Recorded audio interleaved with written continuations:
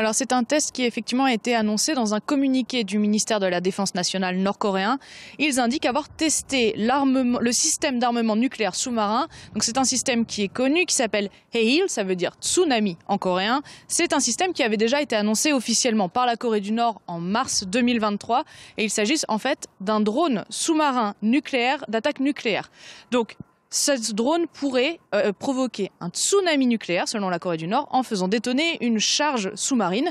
Alors, les experts annoncent en tout cas que cette technologie reste à prouver, notamment sur le côté du tsunami nucléaire, mais aussi même l'usage des drones sous-marins. Donc, selon la Corée du Sud, effectivement, Pyongyang teste depuis plusieurs mois cette technologie de sous-marin sans humain à l'intérieur, mais selon toujours la Corée du Sud, eh bien, le Nord ne serait pas forcément proche d'obtenir cette technologie. Alors, il n'empêche que le test annoncé aujourd'hui, on a très peu de détails dessus, on ne sait pas quand est-ce qu'il se serait produit et surtout, la Corée du Nord ne donne aucun détail sur ce qui a été testé, sur les résultats apportés. Tout ce qu'on sait, c'est qu'effectivement, ce test a été fait en réponse aux exercices militaires conjoints du Sud, des États-Unis et du Japon, qui seraient, selon la Corée du Nord, une menace sérieuse pour la sécurité du Nord.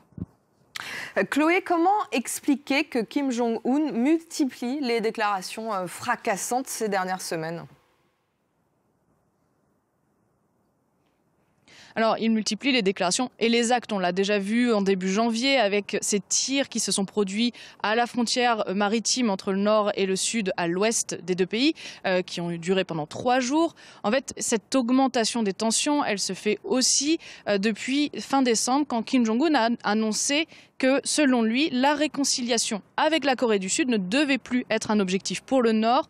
Ça, c'est une ligne politique qu'il a d'ailleurs renforcée encore en début de semaine en annonçant qu'il demandait à ce que, dans la constitution nord-coréenne, le Sud soit indiqué comme étant l'ennemi numéro 1 du Nord. Alors tout cela, c'est un changement de doctrine par rapport à une politique qui est appliquée au Nord comme au Sud, cette volonté de réconciliation. C'est une politique qui est appliquée depuis plus de 50 ans.